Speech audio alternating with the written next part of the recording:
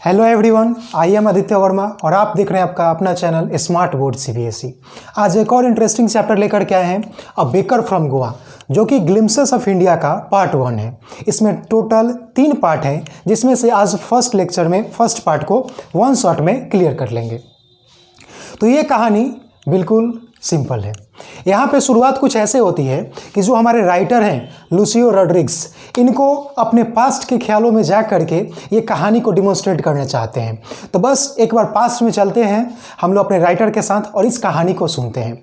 तो कहानी की शुरुआत होती है कुछ ऐसे कि जो हमारे राइटर हैं बोलते हैं कि हमने अपने पूर्वजों के मुँह से कितनी बार सुना है उन पुर्तगीज लोगों को याद करते हुए, उन पुर्तगीज दिनों को याद करते हुए। क्यों?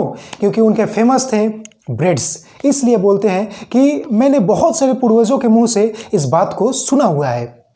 फिर बोलते हैं कि बस पूर्वजों के मुंह से ही नहीं, बल्कि हमारे लिए भी, हमारा भी इतिहास इनसे बहुत जुड़ा हुआ है। वो कैसे?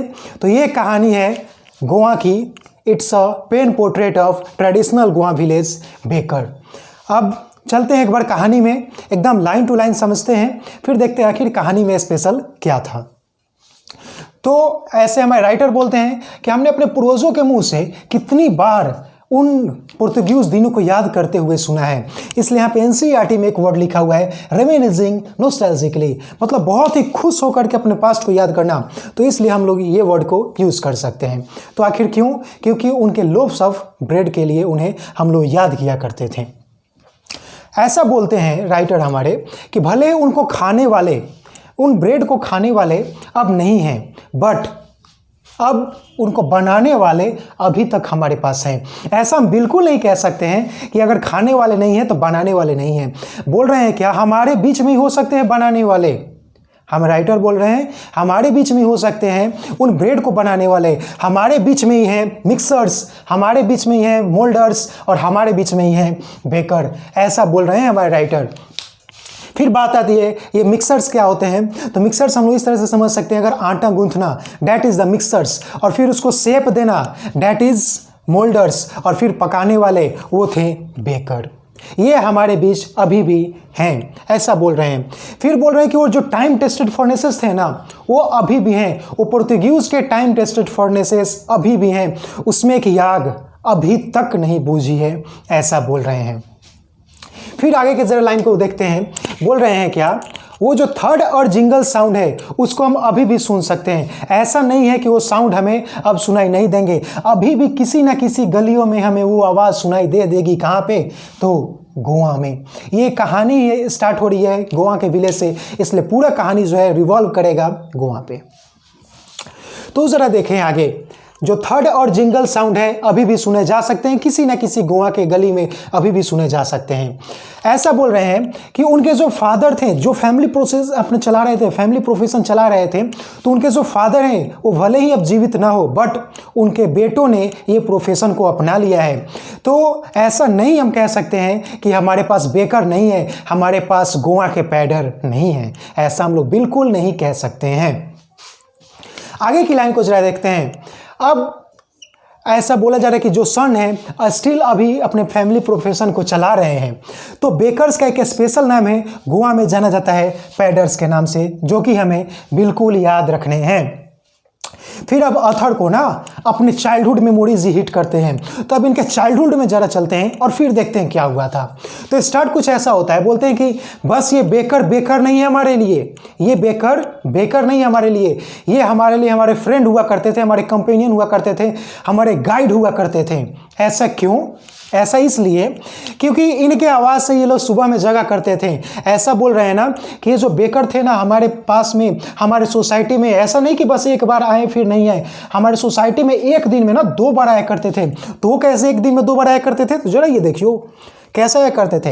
एक बार सुबह में पूरा अपने बास्केट को भर करके लाते थे ब्रेड से, तो फिर जाते थे इनके सोसाइटी से होकर के, इनके गली से होकर के, और फिर उधर से लौटते थे बास्केट खाली करके। तो इसलिए बोल रहे हैं कि हमारे सोसाइटी में, हमारे गली में ये जो बेकर थे, ये जो पैडर थे ना, एक दिन में 2 बार आया करते थे। फिर जरा आगे की ओर देखते हैं। ऐसा बोल रहे हैं ना कि उन्हीं के साउंड से, उन्हीं के वो थर्ड और जिंगल साउंड से हम लोग सुबह में उठा करते थे। तो बात आती है यहाँ पे, आखिर ये थर्ड एंड जिंगल साउंड क्या होता है? आखिर ये थर्ड एंड जिंगल साउंड क्या होता है? तो अगर तुम लोग देखो तो 9th क्लास में एक चैप्टर तुमने पढ़ रखा था, snake and the mirror, the snake and the mirror. तुमने 9th क्लास में एक चैप्टर पढ़ रखा था। उसमें वो जो स्नेक होता है जब उस छत से नीचे गिरता है तो वहाँ पे आवाज़ आती है थर्ड की। तो वहाँ पे तुमने थर्ड के बारे में पढ़ रखा था। वो क्या होता है? थप से आवाज़ करना, उसे हम लोग बोलते हैं थर्ड। और जिंगल साउंड, बांस को ऐसे झनझनाते हुए वे लोग आया करते थे। उस साउंड से ना ये लोग, इनके सोसाइटी वाले जागा करते थे। तो सीधी सी बात है, जब जगते थे तो कुछ ना कुछ तो बात होती होगी। तो हाँ, तो बात होती थी। वो क्या? ये बच्चे तुरंत उनके पास दौड़ करके जाते थे, उन्हें ग्रीट करते थे, गुड मॉर्निंग ग्रीट करते थे और उनसे मिलते थे। तो क्या ये ब्रेड के लिए उनसे मिला करते थे? क्या ये पूरा जो सीन था बस ब्रेड के लिए था? वो लोफ ऑफ ब्रेड के लिए था? ये बच्चे उनके पास दौड़ के जाते थे, क्या ये सब ब्रेड के लिए था? ऐसा हो सकता है क्या? तो ऐसा हमें राइटर बोलते हैं बिल्कुल नहीं, no at all, no at all. क्यों? क्योंकि वो जो लोब्स थे ना वो खरीदे जाते थे बेस्टाइन से, और पेस्काइन खरीदते थे। अब बात आती है आखिर ये बेस्टाइन और पेस्काइन है क्या? तो जो वहाँ पे मेड सर्वेंट हुआ करते थे ना, उन्हें हम लोग बेस्टाइन और पेस्काइन बोला करते थे, मेड सर्वेंट को। तो ये बोल रहे हैं कि ये जो लोफ ऑफ ब्रेड है हम लोग उसके लिए नहीं जाते थे, वैसा कोई सीन ही नहीं है। ऐसा बात है कि हम लोग जाया करते थे बस क्या चीज़ के लिए?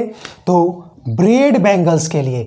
अब बात आती है ब्रेड बैंगल्स क्या होते हैं? तो ब्रेड बैंगल्स ऐसे होते थे पाव के ही, और वो ना कभी कभी इतने डिलीशियस होते थे, इतने टेस्टी होते थे, जिस टेस्ट के लिए, जिस फ्रेग्रेंस के लिए ना बच्चे उनके पास दौड़ के जाया करते थे बस एक ब्रेड बैंगल के लिए। ये तो लोब्स के लिए दौड़ते ही नहीं थे। तो ये लोब्स आखिर खरीदता कौन था? वो खरीदने वाले थे बेस्टाइन और पेस्काइन। बेस्टाइन और पेस्काइन कौन होते थे? Maid servant. अब फिर से एक बार एंट्री बताया गया है अपने बेकर का, पेडर का। कैसे? वो लोग झग झग साउंड करके आया करते थे, अपने बांस को बजाते बजाते आते थे। जैसे कि थप थप बजा करके वे लोग आया करते थे, उसमें झग झग लगा हुआ था, वैसे करके आया करते थे। फिर उनकी एंट्री ऐसी बताई गई है। तो कोई तो सीन होता होगा, कैसे? तो ऐसे हुआ करता था कि एक हाथ से बास्केट को सपोर्ट करते थे और एक हाथ से बांस को बजाते बजाते आया करते थे, ताकि लोगों को मालूम चल जाए कि हाँ बेकर यहाँ पे आ गए। तो वही बोला जा रहा है क्या, एक हैंड से सपोर्ट करते थे बास्केट को और दूसरे हाथ से बम्बू को ज़मीन पे बजाया करते थे। और जैसे ही ये लोग आते थे, अपने बांस को ऐसे रख देते थे, इस पे अपने बास्केट को रख दिए, बम्बू को रख के इस पे बास्केट को रख दिए, और फिर जो भी लेडी वहाँ पे जाती थी खरीदने के लिए उन्हें ग्रीट करते थे, गुड मॉर्निंग। और फिर आगे देखो क्या होता था। अब बच्चे हैं, इनको चाहिए था ब्रेड बैंगल। ये दौड़ करके जैसे ही जाते थे ना, तो कभी कभी तो इनको हल्के से धक्के मार करके, हल्के से इन्हें डांट करके ना भगा दिया जाता था वहाँ से।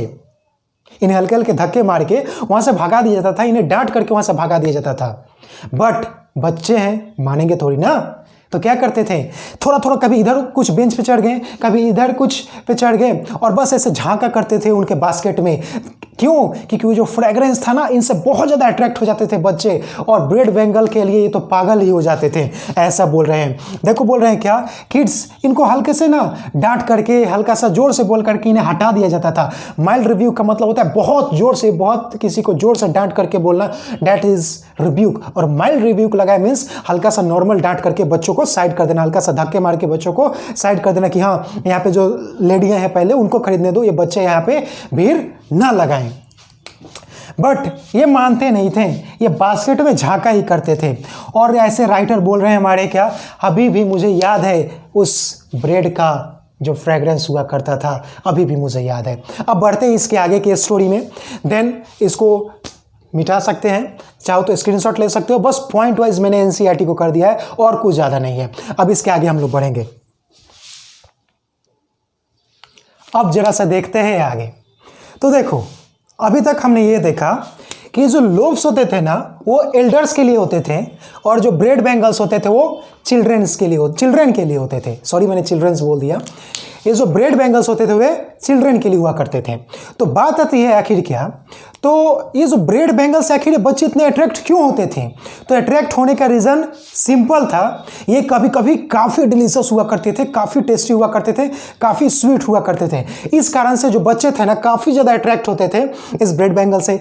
और बच्चे तो समझ ही रहे हो, ब्रेड बेंगल नाम है, आराम से ऐसे, और इनको ऐसे खाने में ना कहीं इनको अच्छा लगता होगा, कहीं इधर उधर घूम रहे हैं, खेल रहे हैं और खाते रहते होंगे, ये भी कारण हो सकता है, इसलिए बोल रहे हैं कि बच्चों के लिए हुआ करता था। अब जरा इसमें आगे देखो, राइटर ने एक बात और लिखा है, हम लोग कभी ना ब्रश करने के लिए नहीं सोचा करते थे, didn't even care to brush their teeth, ऐसा बोल रहे हैं कि हम लोग कहीं ब्रश नहीं करते थे।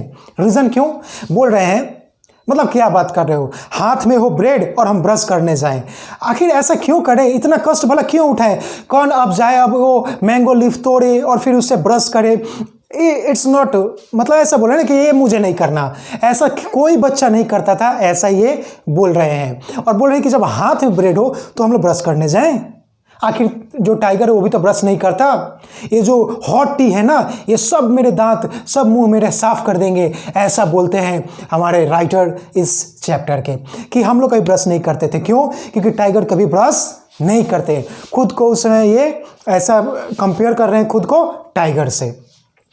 और जरा आगे का लाइन देखो, यहाँ पे बताया गया ना, आखिर बेकर का इतना इंपॉर्टेंस क्यों था गोवा विलेज में, तो इंपॉर्टेंस इसलिए था क्योंकि जो मैरिज गिफ्ट थे ना, बिना स्वीट ब्रेड के पूरे खाली चले थे, समझ लो, तो पूरा इसका फील खत्म हो जाता था मैरिज गिफ्ट में, अगर हम लोग बोल ना दे तो ये बोल क्या है, उस समय के लिए स्वीट ब्रेड हुआ करता था, शायद बहुत स्पेशल होगा, इसलिए बोल रहा है कि जो मैरिज गिफ्ट थे बिना बोल के अधूरे रह जाते थे। और डॉटर्स के इंगेजमेंट में जो उस घर के लेडीज होते थे ना, वो क्या करते थे, सैंडविच बनाया करते थे। तो इंपॉर्टेंस समझ रहे हो बेकर की कितनी ज़्यादा है।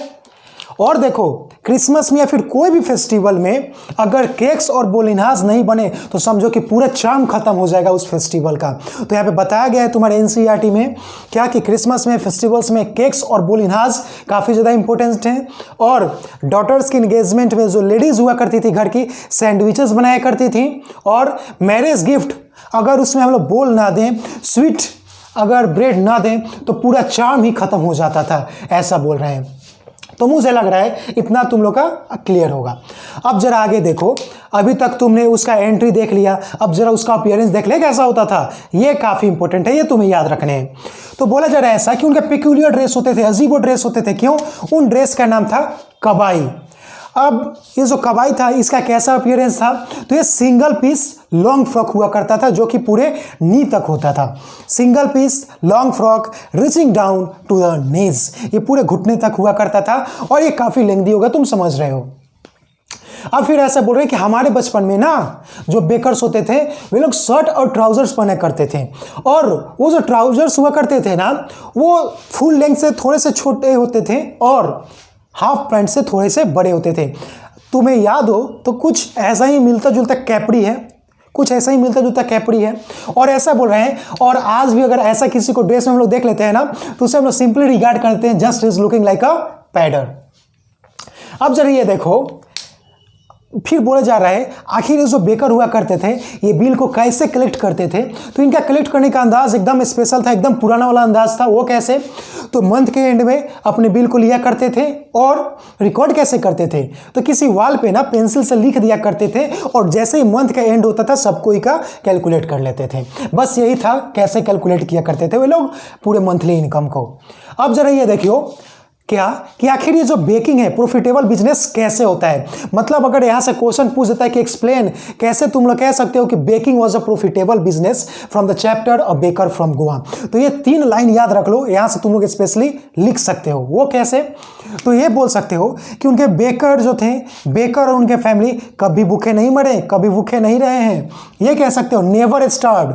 सेकेंड पॉइंट, वे और उनकी फैमिली और उनके नौकर हमेशा हंसते रहते थे और हमेशा धनवान दिखते थे। They always looked happy and always they looked just like prosperous. और थर्ड पॉइंट ये कह सकते हैं कि उनका जो प्लम फिजिक था ना, मतलब काफ़ी ज़्यादा फैट बॉडी पोस्चर, उस कारण से भी हम लोग कह सकते हैं क्या, कि जो बेकिंग था ना एक प्रॉफिटेबल बिजनेस था। यहाँ पे जो चैप्टर है ना कंप्लीट हो जाता है। तो एक बार रिवीजन करते हैं, एक बार शुरू से। हमने क्या देखा कि जो चैप्टर है पेन पोर्ट्रेट है गोवा विलेज का, और फिर राइटर हमारे बोल रहे हैं कि हमने पूर्वजों के मुंह से कई बार सुना है ना उन पुर्तगीज दिनों को याद करते हुए, क्यों उन पुर्तगीज लोगों को, उनके ब्रेड को। फिर ऐसा बोल रहे हैं कि भले ही वे दिन चले गए हों, उनके खाने वाले लोग नहीं हो, बट उनके बनाने वाले अभी भी हैं। बनाने वाले कैसे हैं, हमारे बीच में ही है। मोल्डर्स प्रेजेंट हैं, बेकर प्रेजेंट हैं, और उनको खाने वाले अगर नहीं है, और ये भी सुनो कि ऐसा बोला जा रहा है कि उनके फादर नहीं होंगे बट उनके सन ने इस प्रोफेशन को अपना लिया है। फिर आगे हमने क्या देखा कि अपने राइटर को उनके बचपन की बातें याद आती है। फिर हम इनके साथ साथ उनके बचपन में गए, क्या ऐसे तो ऐसा बोल रहे हैं कि ये जो हमारे फ्रेंड हुआ करते थे, कंपेनियन हुआ करते थे, हमारे गाइड हुआ करते थे। अब जरा आगे सुनो क्यों, क्योंकि ये ना हमारे घर में, हमारे सोसाइटी में ना, हमारे घर की तरफ दो बार आया करते थे। एक बार ब्रेड पूरे बास्केट में भर के आते थे, एक बार उधर से खाली करके आते थे। और फिर बोल रहे हैं ऐसा कि वो लोग जब आते थे ना तो थर्ड का आवाज़ करके आते थे और जिंगल साउंड करके आते थे, जिसको हम लोग सुन करके उठते थे और तुरंत उनकी तरफ भागते थे, उनसे मिलते थे, उन्हें ग्रीट करते थे। हमारे घर की लेडीज़ जाती थी, मेड सर्वेंट जाती थी और उस ब्रेड को खरीदती थी। तो क्या ऐसा हुआ था कि हम लोग उस केक के लिए, उस ब्रेड के लिए उनके पास दौड़ के जाते थे? तो ऐसा बोल रहे हैं, ऐसा बिल्कुल नहीं हुआ था। हम लोग दौड़ के क्यों जाते थे? तो हम लोग को दौड़ के जाने का सीधा सा कारण ये था कि हम लोग को मिलता था वहाँ पे ब्रेड बैंगल्स। और ब्रेड बैंगल्स इतना कभी कभी डिलीशियस होता था, इतना स्वीट होता था ना कि हमको अभी भी उसकी फ्रेग्रेंस याद आ रही है, ऐसा बोल रहे हैं। फिर हमने ये देखा कि ऐसा कह सकते हैं कि जो लोफ्स था वो एल्डर्स के लिए था और जो ब्रेड बैंगल्स था वो चिल्ड्रन के लिए था। और हम लोग कभी तो अपने टीथ को ब्रश करते ही नहीं थे, कभी तो करते नहीं थे। क्यों? क्योंकि ऐसा खुद को कंपेयर कर रहे हैं कि जब हाथ में ब्रेड हो तो हम ब्रश करने जाएं। टाइगर तो कोई ब्रश नहीं करता, और ये जब हॉट टी के साथ इसे खाएंगे ना तो ये सब दांत साफ हो जाने, इसलिए लोग ब्रश नहीं करते थे। फिर हमने क्या देखा कि इसका इंपॉर्टेंस कैसा है। तो जो मैरिज गिफ्ट में बोल के बिना एकदम चार्म उसका खत्म हो जाता है। फिर डॉटर के एंगेजमेंट में जो लेडी होती हैं वो तो सैंडविच बनाया ही करती हैं। फिर थर्ड में क्या देखा कि क्रिसमस या फेस्टिवल में ना बिना केक्स के और बोलिनहाज के समझो कि पूरा चार्म कम हो जाता था। फिर हमने देखा कि इनके ड्रेस कैसे थे। तो इनके ड्रेस कवाई ड्रेस थे, और कवाई कैसा ड्रेस होता है तो पूरा लॉन्ग पीस होता है, फ्रॉक, एक फ्रॉक होता है और वो नीच तक होता है, ऐसा बोला जा रहा है। फिर हमने देखा कि राइटर को अपने बचपन की बात फिर से याद आती है और बोलते हैं कि हमारे समय में तो जो बेकर थे ना वो शॉर्ट ट्राउजर पहना करते थे, और वो जो ट्राउजर्स हुआ करते थे वो फुल लेंथ से थोड़े से छोटा होते थे और हाफ पैंट से थोड़े से बड़ा होते थे। फिर हमने ये देखा कि आज भी अगर ऐसा कोई पहनता है तो उसे हम लोग पैडर की तरह रिगार्ड करते हैं। फिर ऐसा बोले ये कि आखिर वे लोग अपने बिल को कैसे कलेक्ट करते थे। तो ये लोग कलेक्ट करते थे किसी वॉल पे लिख करके, पेंसिल से लिखते थे और उसको मंथ के एंड में सबको कैलकुलेट कर लेते थे। फिर यहाँ से मैंने बोला कि क्वेश्चन पूछा जा सकता है कि आखिर बेकरी जो था, एक बेकिंग जो था, कैसे प्रॉफिटेबल बिजनेस था। तो प्रॉफिटेबल बिजनेस 3 पॉइंट से था। सबसे पहला पॉइंट तो ये कि ये जो होते थे और इनके फैमिली कभी स्टार्व नहीं हुई। सेकेंड, ये इनकी फैमिली और इनके सर्वेंट हमेशा खुश रहते थे, हमेशा एकदम धनवान दिखते थे, दे ऑलवेज लुक प्रोस्पेरस। और third point, because of their plum physique. तो यहाँ पे आकर के तुम्हारे जो चैप्टर है पूरे तरीके से कंप्लीट होता है। मैं उम्मीद इतना करता हूँ कि ये चैप्टर तो क्लियर हो गया होगा। बस एक बार अब एनसीईआरटी पढ़ लो, ये चैप्टर अच्छे से क्लियर हो जाएगा। फिर से मिलेंगे इसके सेकंड पार्ट में, और तब तक के लिए मेरे चैनल के साथ बने रहें। स्मार्ट बोर्ड सीबीएसई जिन्होंने सब्सक्राइब नहीं किया, एक बार सब्सक्राइब जरूर कर लें, क्योंकि अभी मेरा जो है बहुत सब्सक्राइबर कम है, तो सपोर्ट की बहुत ज़्यादा ज़रूरत है। Thank you very much. फिर से मिलेंगे नेक्स्ट लेक्चर में।